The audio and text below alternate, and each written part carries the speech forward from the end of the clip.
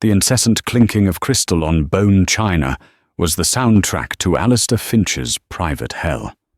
He hated this restaurant, Aurelia, with its pretentious gold-leaf ceilings and hushed, reverent atmosphere. It felt less like a place to eat and more like a mausoleum for money. His late wife, Ilara, would have loved its ostentatious charm. For Alistair, it was just another gilded cage where he was forced to perform the role of a functioning human being.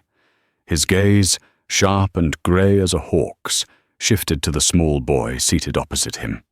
Julian, his son, his silent 8-year-old world of shattered light. Julian's universe was a kaleidoscope, and Alistair, a man who commanded global markets and bent governments to his will, possessed none of the right colours to enter it. The boy's eyes, a startling emerald green inherited from Ilara, were fixated on the complex facets of his water goblet. He wasn't looking at the water. He was watching the way the chandelier's light bent and fractured through the cut crystal, creating 1,000 tiny rainbows on the white linen tablecloth. "Julian, your dinner is getting cold," Alistair said. His voice was a low baritone, accustomed to closing billion-dollar deals, yet it failed to penetrate the shimmering wall between them. Julian didn't respond. His small, delicate fingers began to trace the patterns of light, his movements precise and full of a secret logic. A sigh, sharp and laced with a frustration he despised in himself, escaped Alistair's lips. It had been 3 years since the boating accident that had taken Ilara.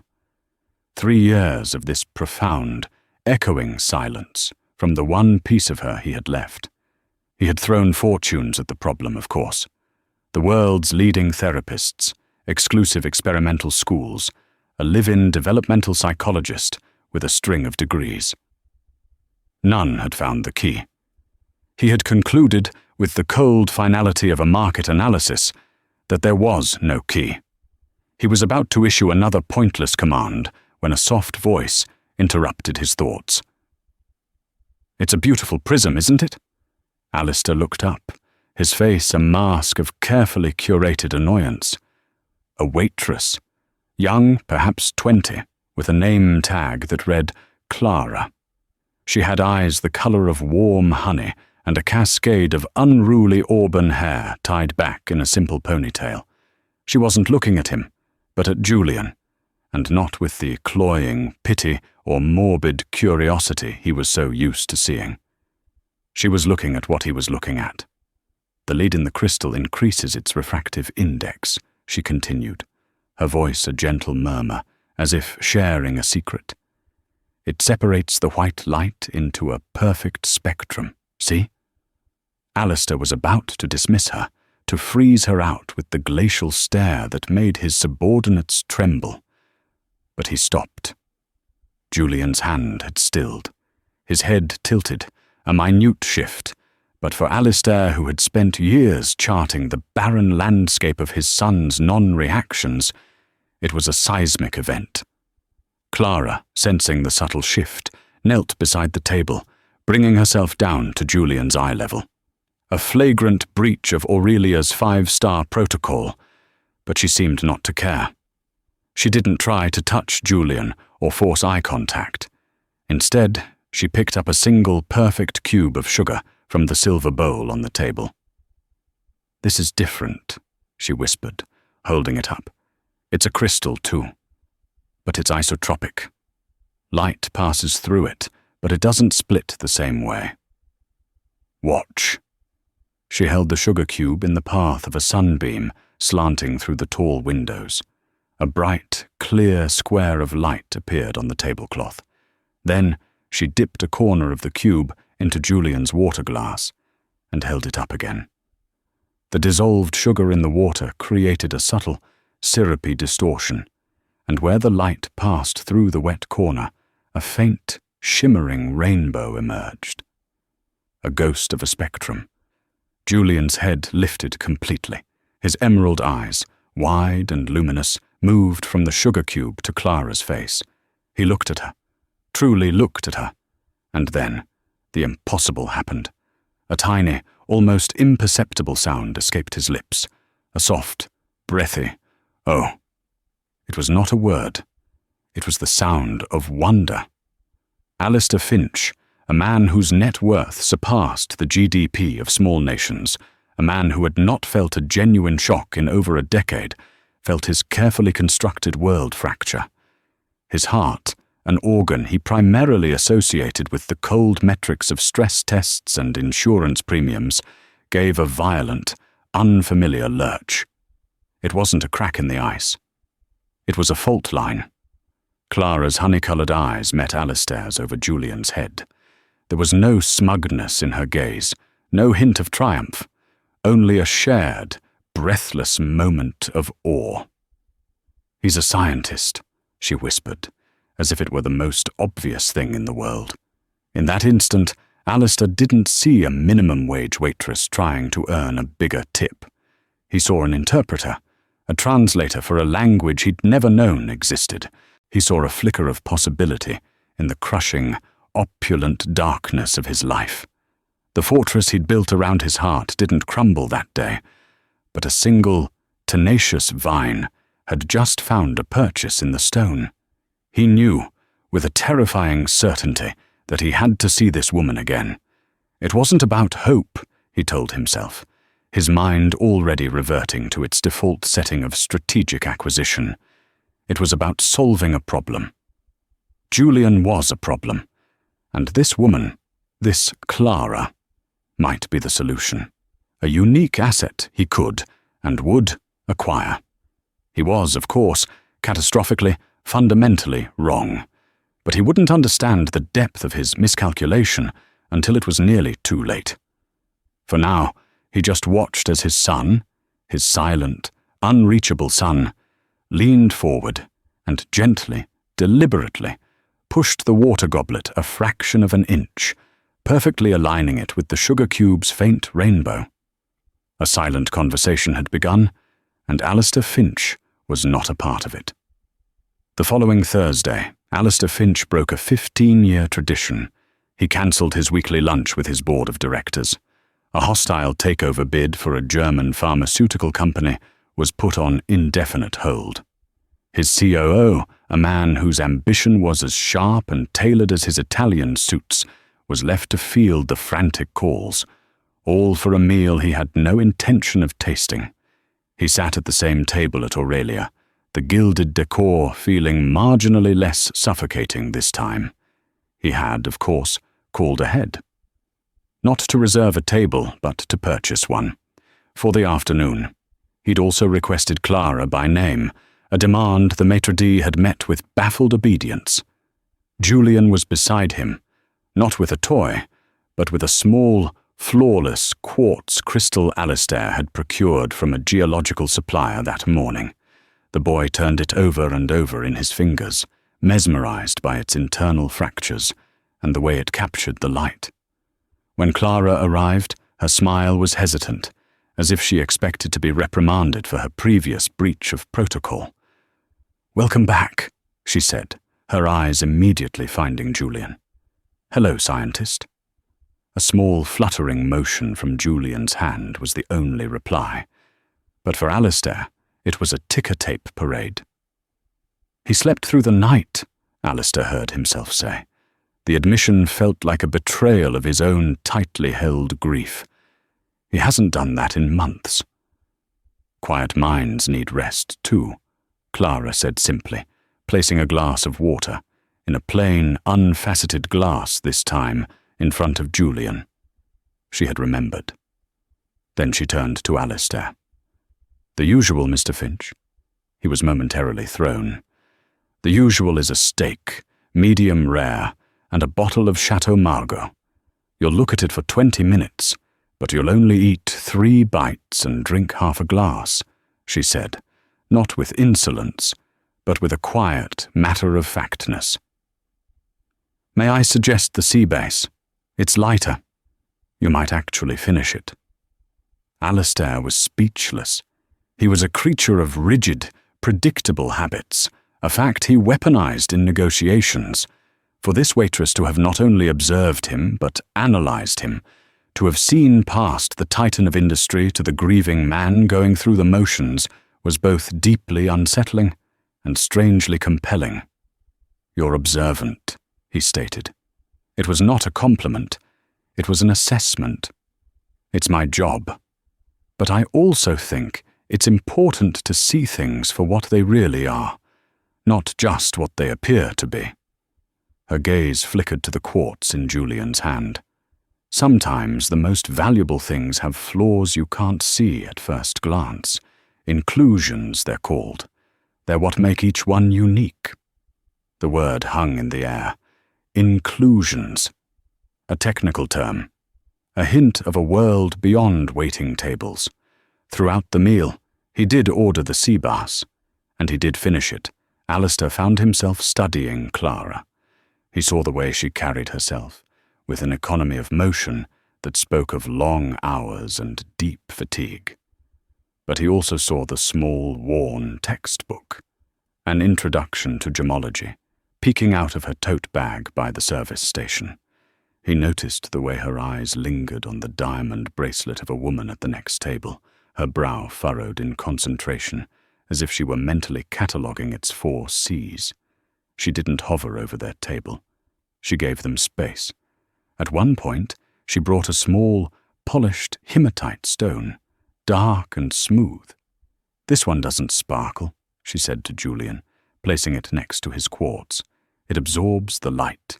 Different properties, different beauty." Julian picked it up, his fingers exploring its cool, heavy smoothness. He placed it next to the quartz, a study in contrast. Order, classification, a system. "Why are you so good with him?" Alistair finally asked, the question raw and stripped of its usual corporate varnish. Clara looked at him, her expression thoughtful. "I'm not good with him.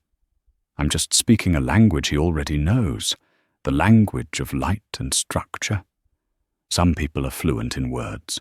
Julian is fluent in physics." She paused, then took a small breath. "My grandfather was a watchmaker. He taught me that the most complex and beautiful things are often the most delicate. They don't need to be fixed. They just need to be understood." The explanation was a key, sliding into a lock he hadn't known was there. He had seen Julian's autism as a malfunction, a broken mechanism to be repaired. Clara saw it as a different operating system, one with its own intricate, beautiful logic. "I want to make you a proposition," he said, the words reverting to his familiar transactional comfort zone. Clara's eyebrows rose slightly.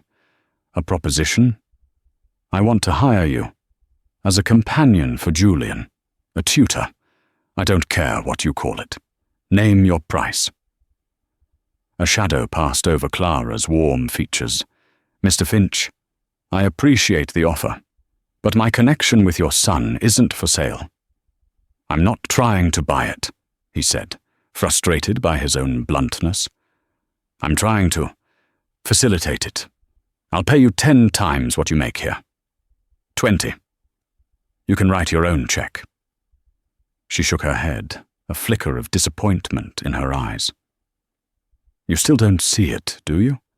You think money is the universal language.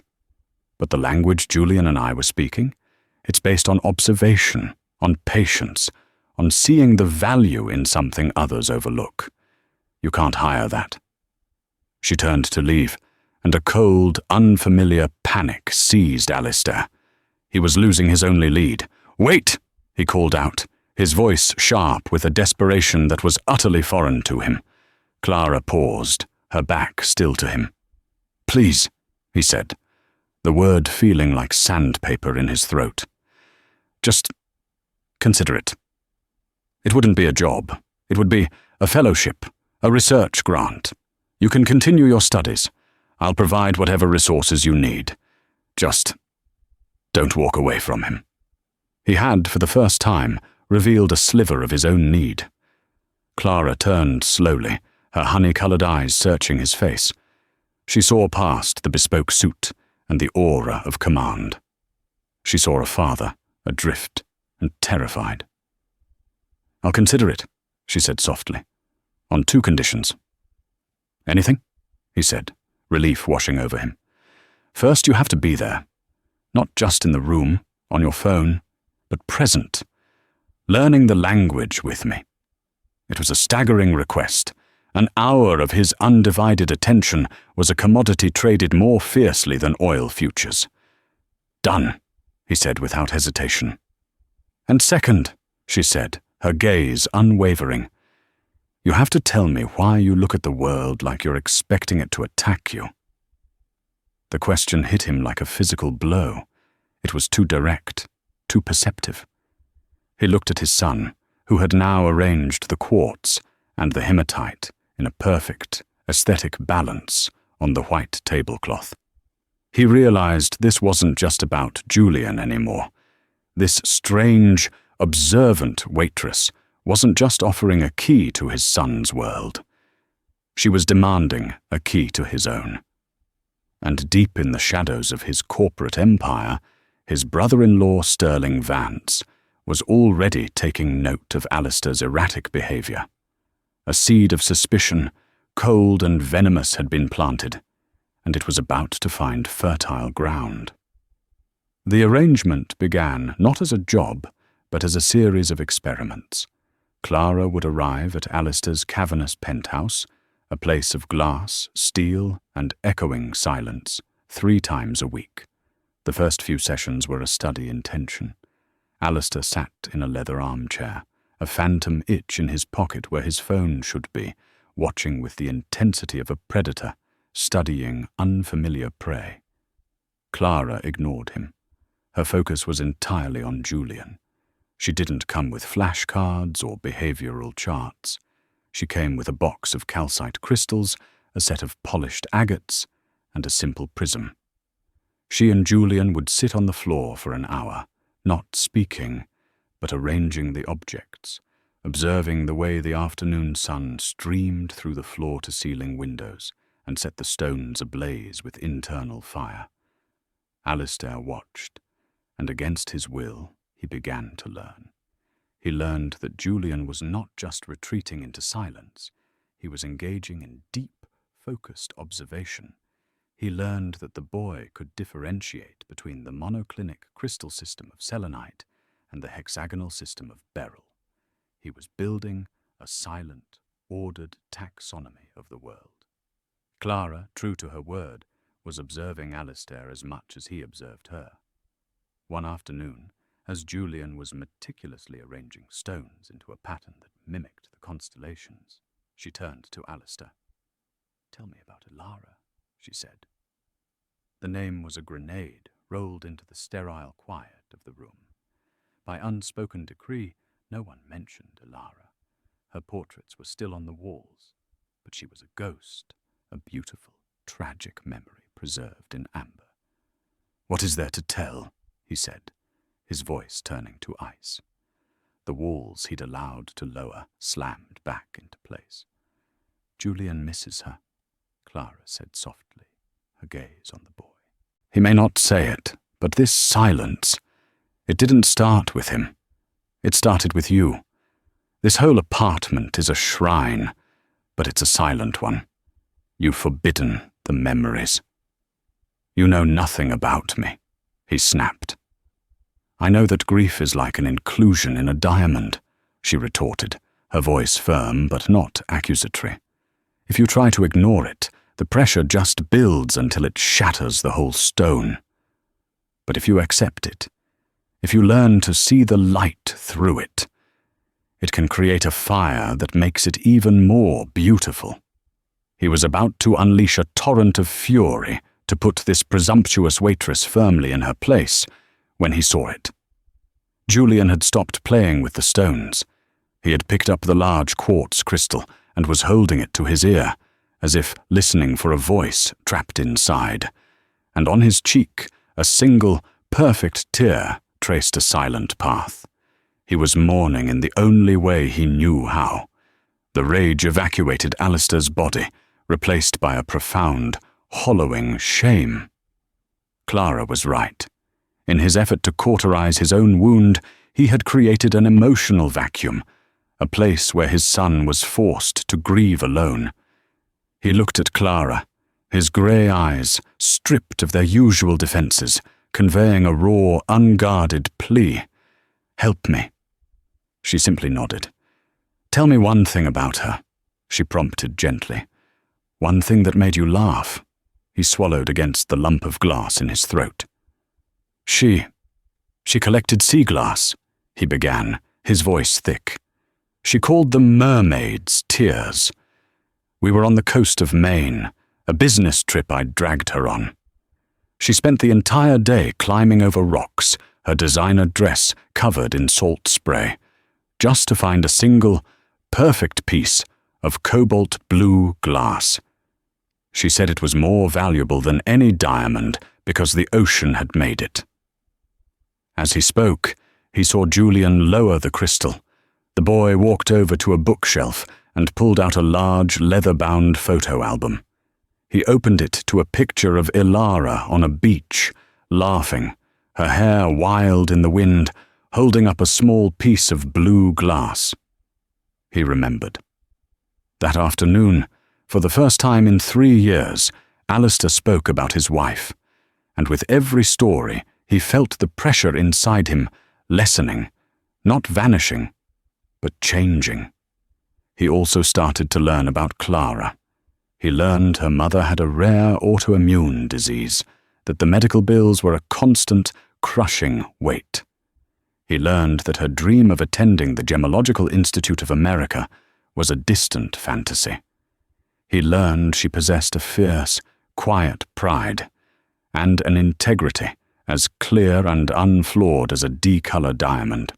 He found himself looking forward to her arrival, not just for Julian, but for the clarity she brought to his own suffocating world. But their fragile, burgeoning world didn't go unnoticed. Sterling Vance, Ilara's brother, and Alistair's COO watched from the wings. Vance was a man who wore his charm like a weapon. He had risen through Finch Industries by being smoother, smarter, and more ruthless than anyone else. He saw Clara not as a healer, but as an infection. He launched his own quiet investigation. It didn't take long to find the pressure points: the mother's illness, the family's precarious finances. He saw not a family struggling, but a set of levers to be pulled. One evening, as Clara was leaving the penthouse, Vance was waiting for her by the private elevator. He was leaning against the wall, a portrait of casual power. "Clara," he said, his voice like velvet wrapped around steel. "I'm Sterling Vance. Ilara was my sister. I think it's time we had a chat about your intentions." A cold dread trickled down Clara's spine. She had seen men like Vance before, men whose smiles never quite reached their cold, calculating eyes. "I don't know what you mean," she said, clutching her tote bag. "Oh, I think you do," he said, stepping closer. "My sister was a very trusting woman. It was her greatest virtue and, ultimately, her fatal flaw. Alistair, in his grief, has inherited that flaw. He sees a miracle worker. I see a very clever opportunist." He paused, his eyes flicking to the gemology textbook in her bag. A girl with expensive taste and a desperate situation. "You're wrong," Clara said, her voice shaking slightly. "Am I?" Vance's smile was predatory. "I'm a pragmatist. I believe in solving problems before they escalate. And you, my dear, are escalating." He produced a sleek, expensive-looking pen and a folded document from his jacket pocket. "I've taken the liberty of arranging a full scholarship for you to the GIA in New York, starting next month. I've also arranged for your mother to be accepted into a clinical trial at Johns Hopkins, the best care in the world, all expenses paid." Clara stared at him, stunned. It was everything she had ever wanted. A way out, a future, her mother's health. "What's the catch?" she whispered. "No catch, just a simple non-disclosure agreement." He tapped the document. You sign it. You agree that your methods with Julian were experimental and ultimately unsuccessful, and you disappear. You walk away and never contact Alistair or Julian again. A clean break. He leaned in, his voice dropping to a confidential whisper. Consider it a kindness. You get your dream, and my brother-in-law is protected from a messy and very public heartbreak when he realizes you're not the miracle worker he thinks you are. The offer was diabolical in its brilliance. It wasn't a crude bribe, it was a golden bridge to her future, built on the ashes of the one she was building with Alistair and Julian. He wasn't just buying her silence, he was buying her dream. And if I don't? She asked, her heart hammering. Vance's charming facade dropped.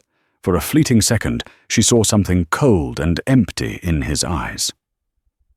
Then I will be forced to protect my family's interests. A word from me to the board of the hospital, and your mother's application for that trial will be lost. A whisper to the GIA about a student with questionable ethics, and your dream will remain just that. I can make things happen, Clara, or I can make them unhappen. The elevator doors slid open, a silent invitation to her future or her ruin. You have until the Finch Industries annual charity gala on Saturday to decide, Vance said, his smile returning, as flawless and fake as a cubic zirconia. I'll expect your answer then. Make the smart choice. He stepped into the elevator, leaving Clara standing alone in the silent, opulent hallway. She was holding a devil's bargain, a choice between her own soul and her mother's life. The game had just become terrifyingly real, and she was no longer just an observer. She was a specimen under the microscope. The days leading up to the gala were a special kind of torture. Clara tried to maintain a professional distance, to build a wall around her heart, but it was impossible. Every time Julian showed her a new crystal, his eyes shining with silent pride, the wall crumbled. Every time Alistair looked at her with that new, fragile trust in his eyes, the guilt was a physical pain. Alistair, meanwhile, was fighting his own demons. Vance had begun a subtle campaign of psychological warfare, planting seeds of doubt. She's a sweet girl, Alistair, but be careful, he'd say over drinks. People in her position can become dependent. You're a very powerful man. It's a potent aphrodisiac. He would mention Ilara's trusting nature, twisting Alistair's grief into a weapon against him. The paranoia that had been Alistair's constant companion for 3 years began to reassert itself. He remembered the whispers after Ilara's accident, the questions about his business rivals, the feeling of being a target. Was Vance right? Had he, in his desperation, projected a miracle onto a clever girl who knew how to exploit a weakness? The thought was poison, seeping into the fragile trust he'd built with Clara. He became distant, his grey eyes once again guarded and analytical. Clara felt the shift immediately. The warmth was gone, replaced by a cool, professional courtesy that hurt more than any accusation. She knew Vance was winning. The night of the gala arrived, a storm cloud of dread on her horizon. The event was held at Aurelia, a bitter irony that was not lost on her. Vance had insisted she attend. A final farewell, he'd murmured to her on the phone. You'll play the part of the devoted caregiver one last time, and then you'll give me your answer. It was a command performance. She wore a simple dark blue dress, the only formal thing she owned. She felt like an imposter among the glittering diamonds and rustling silk of New York's elite. She saw Alistair across the ballroom, handsome and remote in his tuxedo, with Julian standing quietly by his side. Julian was holding his quartz crystal, a small anchor, in a sea of overwhelming sensory input. Alistair's eyes met hers, but his expression was unreadable, a mask of cold neutrality. Her heart sank. Vance found her by the champagne fountain, his smile as bright and hard as the chandeliers overhead. "Have you made your decision, Clara?" Before she could answer, he clinked a glass for attention. The ballroom quieted. A spotlight found them. Clara's blood ran cold. This was a trap. "Friends, colleagues," Vance began, his voice resonating with false sincerity. "Tonight we celebrate another year of success for Finch Industries, but we also celebrate family. As you know, my dear brother-in-law, Alistair, has been through an unimaginable tragedy, and in his time of need, he has shown a remarkable openness." He gestured towards Clara.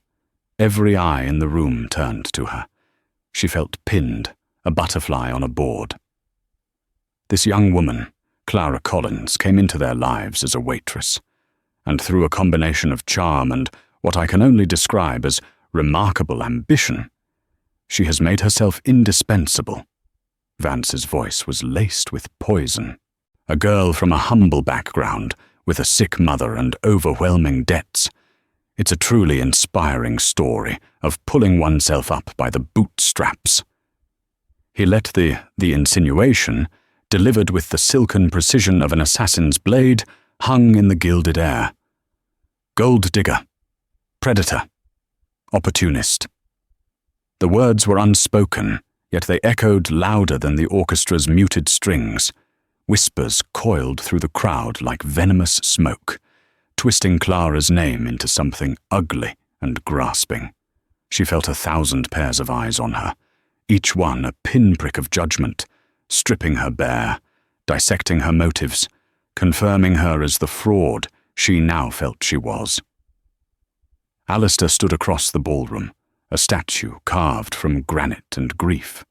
The world seemed to slow, the light from the chandeliers fracturing around him as if through a flawed crystal.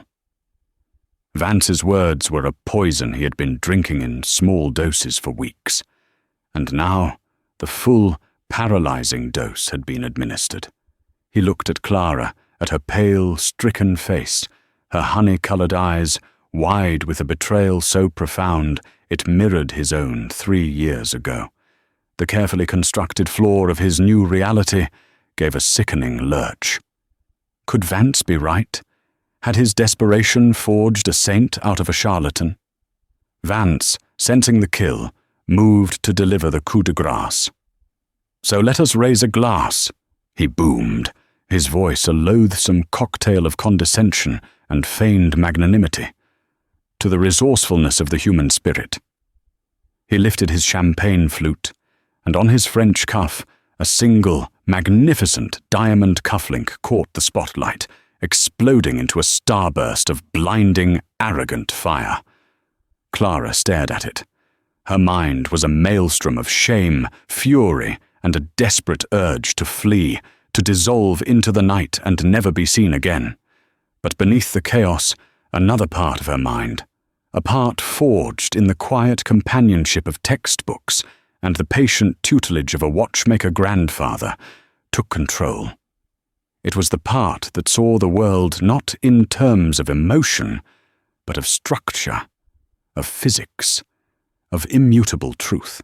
Her gemologist's eye, a lens of pure, dispassionate logic, narrowed its focus, cutting through the noise and the humiliation, zeroing in on that single point of light. It was not just a diamond. The cut was an antique cushion, but modified, with an unusually high crown and a small table, a butchered attempt to maximize weight retention over brilliance.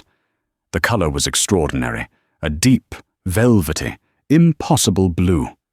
And then, through the shimmering haze of her unshed tears, her mind registered the impossible, a tiny, feather-like inclusion, a wisp of crystallized carbon trapped within the stone's heart millions of years ago, positioned just beside the coulet, a flaw as unique and damning as a fingerprint. Her blood, which had been pounding in her ears, turned to ice. A memory surfaced, a high-resolution image from an article in Gems and Gemology she had read a dozen times. The Azure Star, a case study in untraced provenance.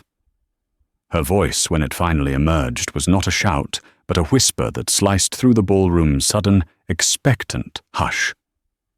"That's an exquisite stone, Mr. Vance."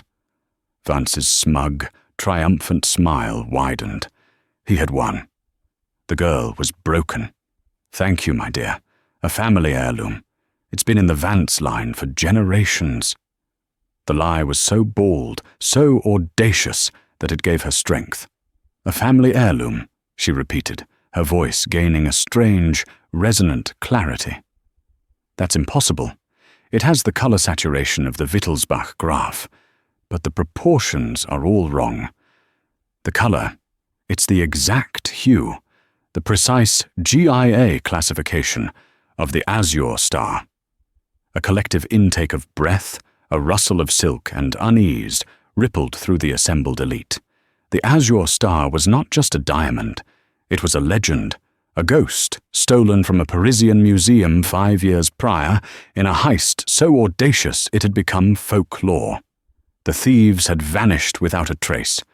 Vance's smile faltered, a hairline crack in a flawless facade. "I have no idea what you're talking about. The girl is hysterical. Someone see her out." But no one moved. They were transfixed. The Azure Star has a famous diagnostic inclusion. Clara pressed on, her eyes locked on the stone, her voice as steady and sharp as a diamond scribe. "A feather, shaped like a lightning bolt, located 2 millimeters from the coulet. The thieves were rumored to have had it recut to disguise its identity, to alter its face-up appearance. But a flaw like that, an internal feature, it's the stone's soul. It would still be there, buried deep inside." She took a deliberate step forward, her simple blue dress a column of defiance in the sea of glittering couture. "May I?" Before Vance could protest, before his mind could catch up to the catastrophic unraveling of his world, she reached out. Not for the cufflink, but for a nearby waiter's flute of untouched champagne. With a hand that was miraculously steady, she gently took Vance's wrist and dipped the diamond into the effervescent liquid. It was a classic immersion technique. The liquid's refractive index, so close to that of the diamond, would momentarily nullify the confusing surface reflections, making the internal world of the stone startlingly clear. She held his wrist up to the spotlight. The entire ballroom, a universe of power and wealth, held its breath. And there it was. For a single, heart-stopping second, as the light penetrated the stone's blue depths, the tiny, lightning bolt-shaped feather flashed into existence. A silent, crystalline witness to an ancient violence, now testifying to a modern one. The silence that followed was absolute, a vacuum where all sound and air had ceased to exist. Clara lowered his hand, her gaze lifting to meet his. "The Azure Star was stolen from the Musée d'Orsay 3 weeks before your sister's boating accident," she said, her voice now ringing with the cold, hard finality of a gavel. The investigation stalled, but the authorities always suspected an inside job. Someone with intimate knowledge of the museum's security infrastructure. Finch Industries was the primary benefactor and contractor for that museum's new security wing, weren't they? You oversaw the project personally. Vance's face, moments before a mask of triumphant charm, had collapsed into a ruin of grey, waxy flesh. His eyes, wide with primal panic, darted to Alistair. It was not a plea for help. It was the terrified look of a cornered animal recognizing its executioner. And in that single, desperate glance, Alistair Finch's world did not just fracture, it was annihilated. The betrayal wasn't from the girl he had doubted. It was from the man who had stood beside him at his wedding, the man who had held his hand at his wife's funeral. Ilara's accident. It wasn't an accident. The furious arguments she'd had with Sterling in the weeks prior, arguments he'd dismissed as petty sibling squabbles over company policy. Her sudden, frantic insistence on updating her will, naming Julian as the sole beneficiary of her personal trust, with a third-party executor. Her last words to him on the boat, a cryptic, worried phrase he'd forgotten until now. "Sterling isn't who you think he is, Ali. Be careful." It all coalesced with the sickening, deafening clang of a mausoleum door slamming shut. Elara hadn't been naively trusting. She had discovered the truth about her brother, and for a blue stone, he had silenced her. Alistair moved. There was no rage, no shout, no satisfying explosion of fury. That would come later, in the long, silent nights. His movement was a study in terrifying calm, an iceberg gliding through the stunned, parting sea of the crowd. He walked directly to Vance, his face devoid of all expression. He gently took the cufflink from Clara's unresisting fingers, his own hand cold as stone. He looked down at the diamond, this beautiful, cursed object that had cost him everything. Then he looked up at the man who had been his brother. His voice, when he spoke, was not loud, but it filled the vast, silent room, a blade of absolute cold. Security. The word was a death sentence. As two of his personal detail moved with grim efficiency towards a now catatonic Sterling Vance, Alistair finally turned to Clara. The granite mask was gone, shattered. In his grey eyes, she saw a terrifying, dawning clarity. A universe of pain and a shame so profound, so elemental, it seemed to physically break him before her eyes. But Clara wasn't looking at him. Her attention had been drawn by a small, quiet presence at her side. Amidst the chaos, the flash of cameras from the press line, the horrified gasps, Julian had walked up to her. He had navigated the maelstrom as if it didn't exist, his focus singular. He didn't say a word. He looked up at her, his emerald eyes clear and calm. He gently took her hand, the one that had held the champagne flute, and opened her trembling palm. Into it he placed his own perfect, clear quartz crystal. A gift, an anchor. A silent word in a language that transcended the cacophony around them. In a room overflowing with priceless, tainted gems, it was the most valuable thing she had ever held. He closed her fingers over it, his small hand briefly covering hers, a gesture of profound and simple solidarity. A scientist, confirming a shared truth. The drive back to the penthouse was a journey through a silent, underwater world. The city's lights blurred into abstract streaks of neon and gold, meaningless patterns on the other side of the bulletproof glass. Alistair sat opposite Clara and Julian, the cavernous space of the Maybach, feeling as confined as a coffin. He hadn't spoken a word since the guards had taken Sterling away. He simply stared out the window, his profile etched against the glittering skyline. A man witnessing the ghost of a city he no longer recognized, because the man who had lived in it no longer existed. Julian was asleep, his head resting in Clara's lap, his small hand still clutching her own, wrapped around the quartz crystal. The chaos of the evening had finally exhausted him. Clara watched the rhythmic rise and fall of his chest, her own heart a rhythmic drum against her ribs. She was awash in a disorienting tide of emotions, the lingering acid of public humiliation, the cold, sharp vindication of the truth, and a deep, aching pity for the broken man sitting across from her. When the car finally swept into the subterranean quiet of the private garage, the silence stretched, taut and unbearable. The chauffeur opened the door, but no one moved. Finally, Alistair spoke, his voice a raw, gravelly sound, as if torn from his throat. "I doubted you." He did not look at her. He continued to stare at the polished concrete wall. In that moment, when he spoke, I let the poison in. For that He stopped. The word sorry was inadequate, a child's bandage for a mortal wound. There is no excuse. Clara looked at his reflection in the tinted window. She saw the rigid set of his shoulders, the tension in his jaw. She thought of her second condition for taking the job. You have to tell me why you look at the world like you're expecting it to attack you. She understood now.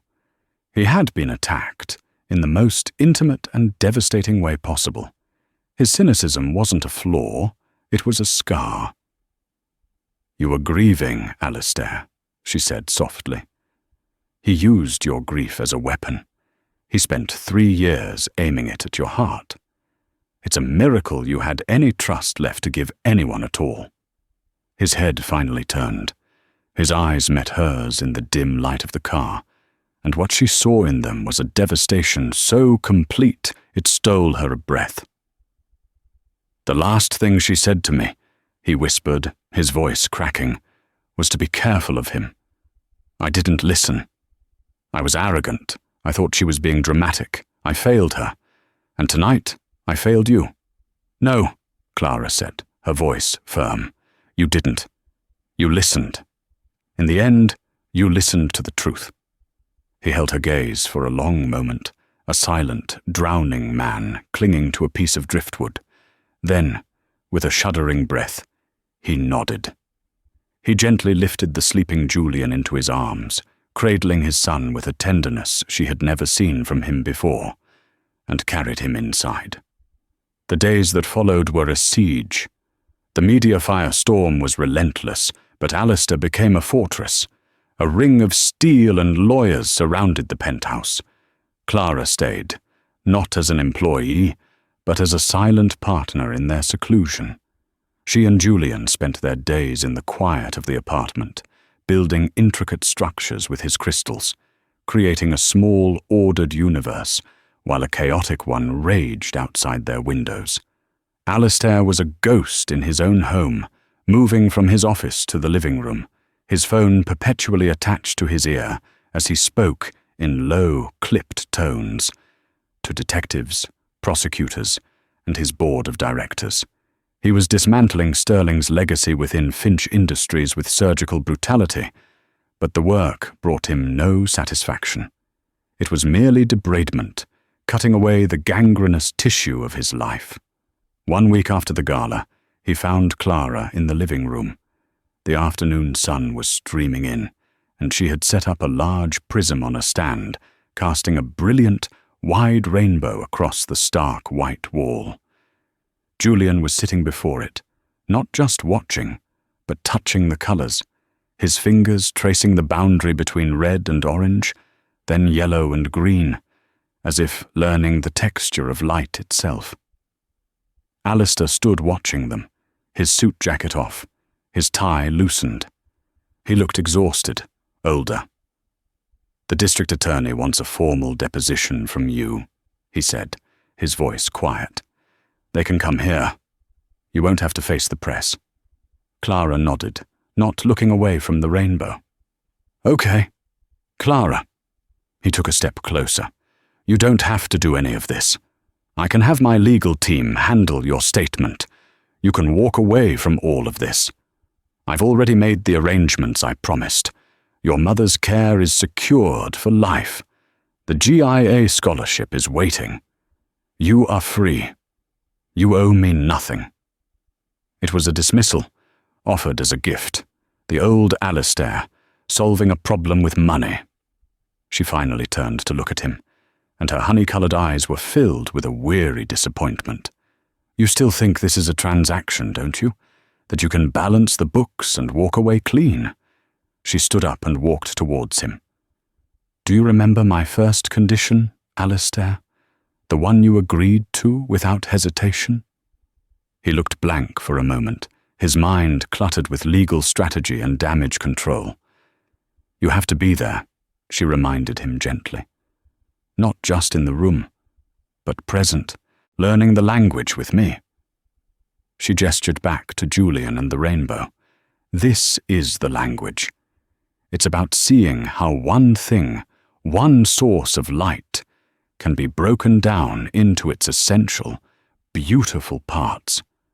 It's about understanding that the shadows are just an absence of that light. What happened to you? To Elara?